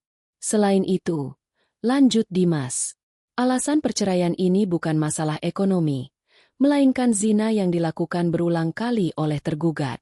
Kami melampirkan bukti video, foto, dan mutasi rekening yang menunjukkan aliran dana tergugat kepada wanita idaman lain yang membuktikan bahwa tergugat telah menelantarkan kewajiban finansialnya terhadap istri demi membiayai wanita tersebut. Wajah Bayu pucat pasi. Dia tergagap. Tapi saudara tergugat potong hakim dengan nada tegas. Anda seorang pria dewasa. Anda menandatangani akta notaris. Di mata hukum, tanda tangan itu mengikat. Anda tidak bisa membatalkan perjanjian hukum hanya karena Anda merasa dibohongi tanpa bukti pemaksaan fisik. Apalagi bukti perselingkuhan Anda sangat kuat. Tu palu diketuk pelan, tapi suaranya bergema di dadaku. Gugatan cerai dikabulkan. Hak asuh harta benda jatuh sepenuhnya kepada penggugat. Sesuai akta perjanjian pisah harta yang sah. Bayu lemas di kursinya. Dia seperti balon yang ditusuk jarum. Kempes hancur. Dia menatapku dengan tatapan tidak percaya. Mei tegak kamu. Bisiknya tanpa suara. Aku tidak membalas. Aku hanya berdiri merapikan blazerku, membungkuk hormat pada hakim dan berjalan keluar tanpa menoleh sedikit pun padanya. Di luar udara Jakarta yang penuh polusi terasa sangat segar. Bebas. Ponselku bergetar. Notifikasi dari mobile banking. Kartu kredit tambahan yang dipegang Bayu baru saja mencoba melakukan transaksi di sebuah toko elektronik sebesar 15 juta rupiah. Transaksi ditolak. Tentu saja aku sudah memblokir semua akses keuangannya pagi ini. Selamat datang di dunia nyata, Mas. Gumamku sambil memasukkan ponsel kertas. Kehidupan Bayu berubah 180 derajat dalam hitungan hari tanpa rumah, tanpa mobil. Karena mobil SUV itu atas namaku dan sudah kutarik kuncinya saat penggerebekan. Dan tanpa akses ke tabungan bersama, Bayu terpaksa menyewa kamar kos sempit di daerah belakang kantornya. Kamar ukuran 3x3M tanpa AC. Hanya kipas angin dinding yang berisik. Aku tahu ini dari mata-mata satpam kantor Bayu yang kebetulan kenalan baikku dan tentu saja Rina sang belahan jiwa. Malam itu, seminggu setelah putusan sidang, Bayu mendatangi kontrakan baru Rina. Rina juga diusir oleh pemilik kontrakannya yang lama, karena malu didatangi warga dan Ustaz Faizal waktu itu. Sekarang Rina tinggal di petakan kecil yang kumuh. Yang, aku lapar. Kita makan pecel lele yuk di depan. Ajak Bayu. Dia duduk di kasur tipis Rina. Wajahnya kusam. Rina sedang duduk di depan cermin retak, menghapus make-up-nya dengan kasar. Pecel lele lagi. Udah 3 hari kita makan itu. Mas. Aku enek. Katanya mau ajak makan steak. Sabar dong, Rin. Kan gajiku belum turun. Kartu kreditku diblokir sama si Maya sialan itu. Keluh Bayu. Rina berbalik. Matanya menyala. Topeng manisnya sudah retak sepenuhnya. Mas, kamu tuh laki-laki macam apa sih? Masa duit aja nggak pegang? Katanya manajer. Katanya punya tabungan rahasia. Ya kan tabungannya ludes buat bayar sewa apartemen kita kemarin sama transfer ke adik kamu. Bentak Bayu. Dia mulai terpancing emosi. Kamu juga mana adik kamu? Katanya mau balikin duit pinjaman itu. Adikku butuh buat kuliah. Kamu jangan perhitungan dong sama keluarga pacar sendiri. Rina balas membentak. Suasana hening yang tidak enak. Bayu menunduk. Memegang kepalanya yang pening. Ilusi romansa mereka mulai terkelupas oleh realita kemiskinan. Cinta mungkin buta, tapi tagihan listrik bisa membuat mata melek. Mas, suara Rina merendah, tapi nadanya dingin. Kamu beneran gak dapat apa-apa dari Maya? Rumah? Mobil? Enggak. Hakim memenangkan dia. Sialan. Emang aku gak dapat spacer pun. Rina mendengus kasar. Dia berdiri mengambil tasnya. Terus kamu mau numpang hidup sama aku gitu? Aku juga susah. Mas, aku janda nggak kerja ngarepin kamu. Kalau kamu jadi gembel gini, ngapain aku sama kamu? Kata-kata itu menampar Bayu lebih keras daripada tamparan fisik. Jadi, kamu sama aku cuma karena duit? Tanya Bayu tak percaya. Ya realistis ajalah. Seru Rina. Cinta nggak bisa dimakan. Kalau kamu kaya, ganteng, oklah. Kalau udah miskin, nyusahin. Dikejar-kejar debt collector pula. Sorry ya, mending aku cari yang lain. Dasar perempuan matre. Bayu berdiri hendak meraih tangan Rina. Jangan sentuh aku. Rina menepis kasar. Pergi. Kamu pergi dari sini. Aku nggak mau lihat muka pecundang kayak kamu lagi. Bayu berdiri mematung di pintu kontrakan Rina. Diusir oleh istri. Sekarang diusir oleh selingkuhan. Dia sendirian. Benar-benar sendirian di tengah hiruk-pikuk Jakarta. Hujan mulai turun dan dia tidak punya payung. Dia berjalan gontai menembus hujan menuju hal tebas. Menyadari betapa hangat dan nyamannya rumah yang dulu ia tinggali. Rumah yang ia hianati demi wanita yang baru saja mengusirnya seperti anjing kurap. Nasib buruk Bayu belum selesai. Karma bekerja dengan cara yang sistematis. Kabar tentang skandal perselingkuhan itu menyebar. Bukan aku yang menyebarkannya. Aku terlalu elegan untuk main status medsos. Tapi dunia itu sempit. Salah satu staf HRD di kantor Bayu ternyata adalah sepupu jauh dari ibu mertuaku, ibunya Bayu. Berita penggerebekan yang melibatkan polisi dan pemuka agama Ustaz Faizal itu sampai ke telinga keluarga besar dan akhirnya merembes ke kantor. Di perusahaan tempat Bayu bekerja, integritas adalah nomor satu. Seorang manajer yang terbukti melakukan perzinahan dan manipulasi aset walau ranah pribadi dianggap cacat moral. Siang itu Bayu dipanggil ke ruangan Yem. "Pak Bayu," kata Yemnya dingin tanpa mempersilakan duduk. "Kami mendapat laporan tentang masalah hukum yang sedang Bapak hadapi. Dan yang lebih parah, audit internal menemukan Bapak menggunakan kartu kredit korporat untuk beberapa transaksi hiburan yang tidak bisa dipertanggungjawabkan bulan lalu." Wajah Bayu pucat. Itu adalah saat dia mengajak Rina Staution mewah sebelum aku, dinas ke Singapura. Dia memakai kartu kantor karena limit kartu pribadinya habis. Berniat menggantinya nanti saat gajian. Tapi gajinya sekarang habis untuk bayar hutang kartu kredit pribadi yang tagihannya kutinggalkan. Itu kesalahan teknis. "Pak, saya akan ganti." Bayu mencoba berkilah. "Tidak perlu. Perusahaan tidak mentolerir fraud sekecil apapun." Sang Yem menyodorkan amplop putih. "Ini surat pemutusan hubungan kerja PHK. Kami berbaik hati tidak memproses ini karena hukum pidana penggelapan. Asalkan Bapak mengundurkan diri hari ini juga dan mengembalikan dana tersebut potong dari pesangon." Bayu keluar dari gedung kantor itu jam 3 sore dengan membawa kardus berisi barang-barang pribadinya. Dia berdiri di trotoar Sudirman, menatap gedung-gedung pencakar langit yang dulu menjadi arena bermainnya.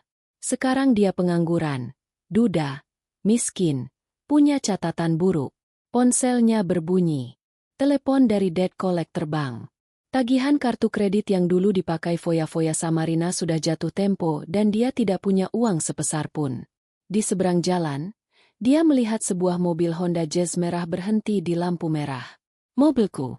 Dia melihatku di balik kemudi. Tertawa lepas sambil berbicara lewat telepon. Mungkin dengan klien atau teman. Aku terlihat cantik, bersinar, dan tak tersentuh. Bayu ingin mengejar, ingin mengetuk kaca mobilku. Tapi lampu berubah hijau. Mobilku melaju kencang, meninggalkannya yang terpaku di pinggir jalan, menghirup asap knalpot Kopajah. Malam harinya, Bayu yang frustrasi mencoba menghubungi Rina lagi. Dia butuh teman bicara. Dia butuh sandaran. Nomornya diblokir. WhatsApp centang. Instagram Rina. Ada foto baru. Rina sedang makan malam di restoran seafood mahal. Di sebelahnya ada tangan laki-laki yang memakai jam tangan emas norak. Captionnya bleset. "New beginning." Bayu melempar ponselnya ke dinding kamar kos sampai layarnya retak. Dia meraung menangis. Bukan tangisan sedih, tapi tangisan marah pada kebodohannya sendiri. Dia telah menukar berlian dengan batu kali dan sekarang batu kali itu pun membuangnya. 1 bulan kemudian, aku sedang duduk di sebuah kedai kopi di daerah Melawai menunggu agen properti. Aku memutuskan untuk menjual rumah itu. Terlalu banyak kenangan buruk di sana. Aku ingin mulai dari nol. "Mbak Maya." Suara itu, suara yang dulu selalu kusukai, kini terdengar asing dan menyedihkan. Aku menoleh. Bayu berdiri di dekat mejaku. Penampilannya menyedihkan. Dia lebih kurus. Rambutnya agak gondrong tidak terawat.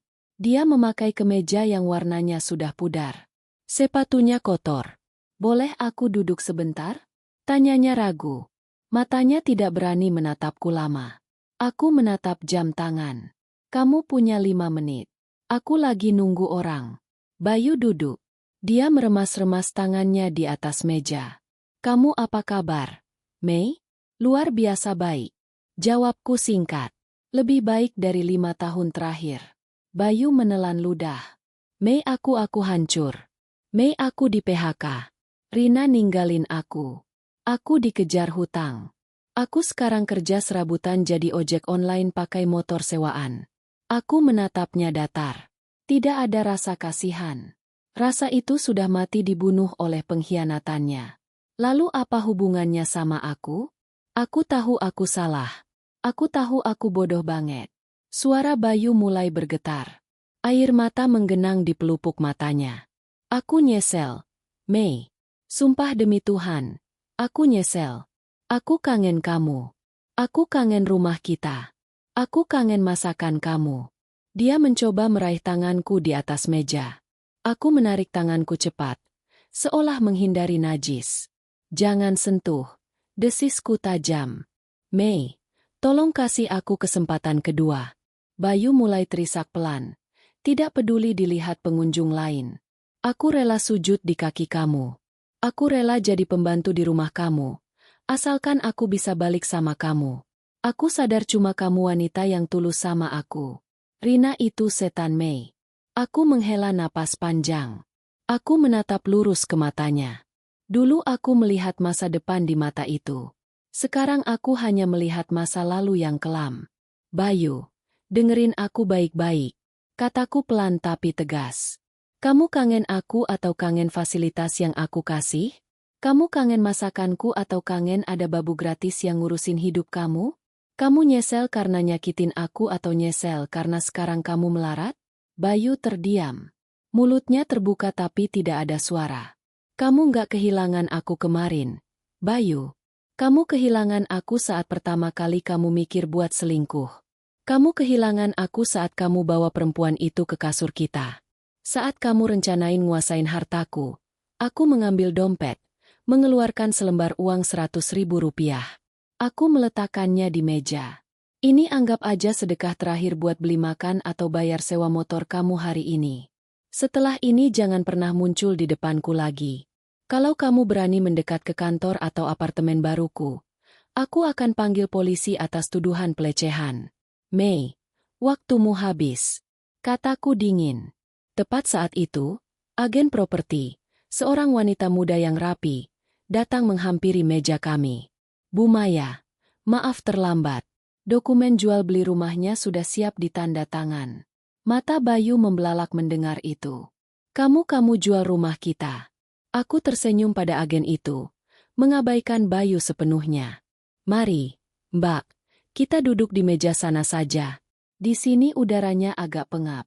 Aku berdiri meninggalkan Bayu yang masih terpaku di kursinya, menatap uang 100.000 itu dengan tatapan kosong. Terima kasih sudah menonton.